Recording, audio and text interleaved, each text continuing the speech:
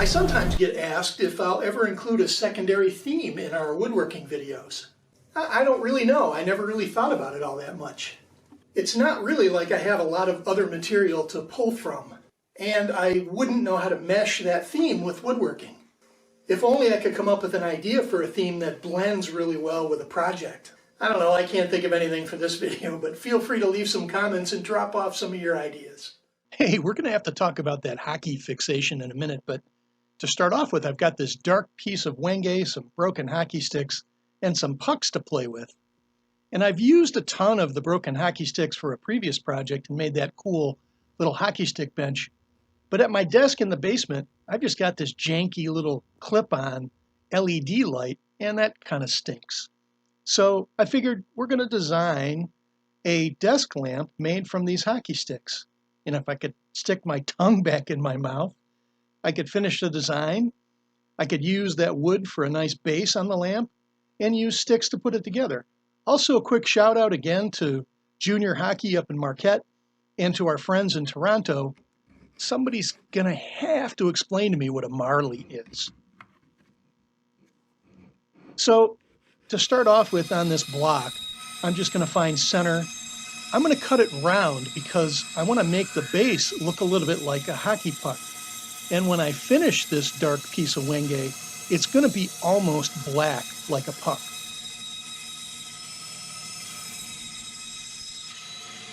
And so we'll get this to start with. And I'm going to have to drill some holes for both the cords and for the hockey stick shaft. Now I'm going to wind up using this carbon fiber stick that I got from my son. And there's a story behind that too. But I'm going to have to dig out a small section of this base so that the stick can fit down in there. And it's going to require some drilling and then some hand tool work with chisels. And basically this is just cleanup work. I even borrowed one of my lathe chisels that's got a toenail curve edge to it to allow me to get into the corners and carve that out clean.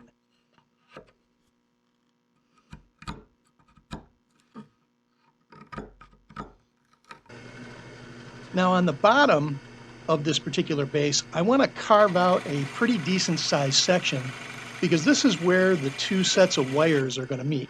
One of them is going to run up to the actual lamp, and the other wire will come in from the side of the base.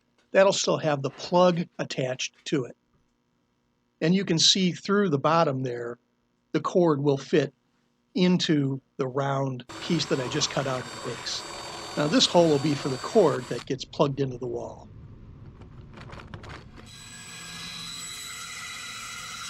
Now a little side note, I wound up ruining my bandsaw blade because this carbon fiber stuff just dulls a wood blade to death.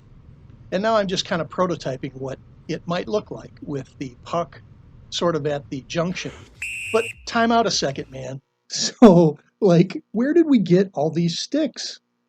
Well, hey, our family spent years on the youth travel hockey scene all around the Midwest and all through the great province of Ontario, too. And in almost every locker room, you'd find a broken stick or two hanging out in the trash can. So we grabbed them, brought them home, mystery solved. So let's move on to the actual lamp. I'm just going to recycle this clip-on LED lamp. And the reason why I think this is going to work well is because the top of this lamp where the cord is, it looks like I could fit that into a wooden cutout with a circle cut in it about the same size as the puck. I thought for a minute about trying to carve that out of an actual rubber puck, but we're going to use wood as the basis to hold that lamp. I also found these really great furniture bolts, which have flat heads on them and they're decorative, and those are going to wind up looking great holding the lamp together between the two pucks. One of the other things I was kind of surprised, I thought that drilling into this hard rubber puck was going to be difficult, but with a good drill bit, it was no biggie.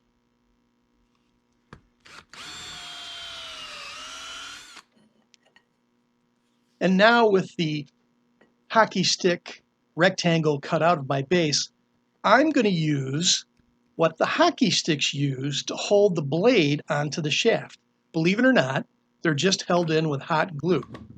So I've got some pretty hardcore industrial hot glue here, and we'll put it into the base, and once it cools down, it's going to be pretty rock solid. Just making sure that it's at 90 degrees, we're all good. And here's just to show you how the cord will come in from the side. This will be the part that plugs into the wall and fits into that circular cutout. Now we'll just drill some holes that match the bolt size into the shaft, into our pre-cut pieces, and then I'll be able to prototype how it looks. And just putting it together with those bolts and checking it out, it looks pretty good, but it's way too top heavy. And if I had actually put rubber pucks on that top junction, it would have fallen over.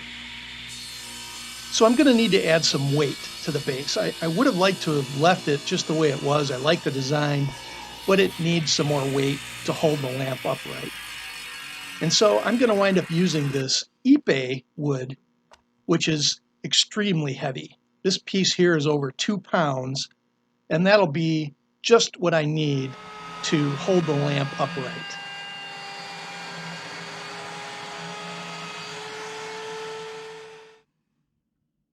And so now I've got a couple of thinner pieces. These are a 1/4 inch cut thickness of white oak.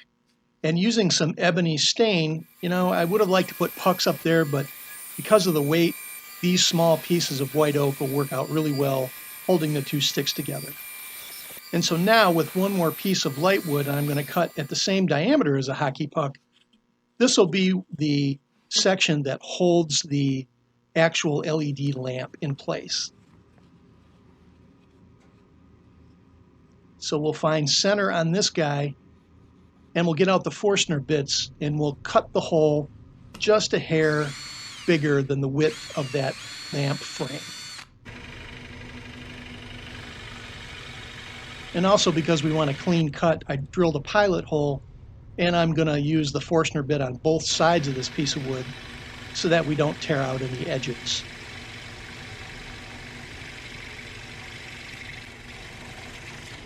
Boom. And it actually looks like it's going to work out really well.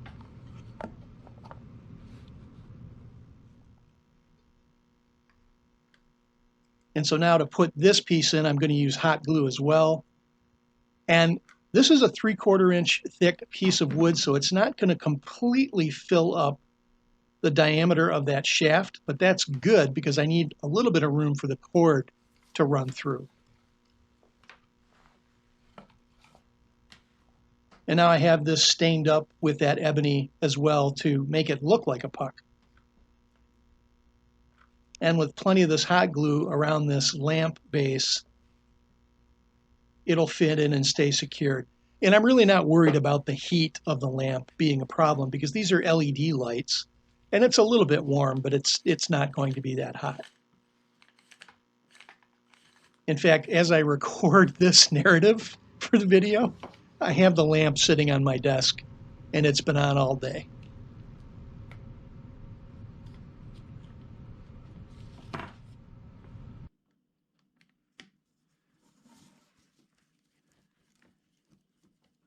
We'll get this tightened up, and the rubberized texture of the shaft is going to help quite a bit too. As I tighten those bolts down, it provides enough grip so that the arms don't slip and fall forward.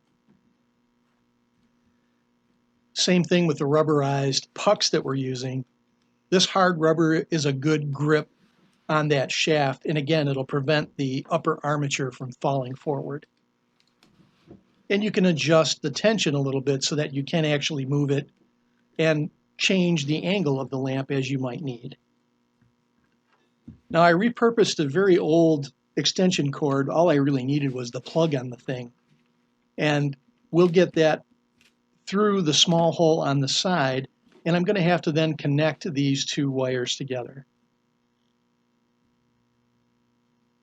Now this is a very simple connection, but you want to make sure, if you're not an electrician, you want to make sure that you get a good wire nut to hold those wires together. And I like using these crimpable junctions In fact, I don't really have a crimping tool, but if you put enough pressure down on a pair of pliers, there's a metal sleeve in there that squashes down on the copper wires, and you can't really pull it apart. So we get this set up on both leads, and then I'll be able to tuck everything up inside that hole that I cut out. And it's ready for me to attach the heavier base.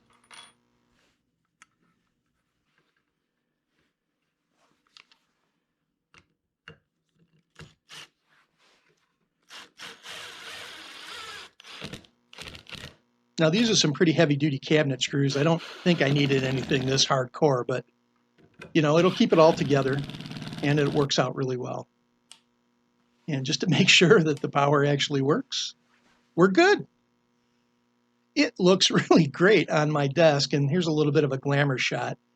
I was concerned about mixing the two different colors of wood on the base, but it looks really good.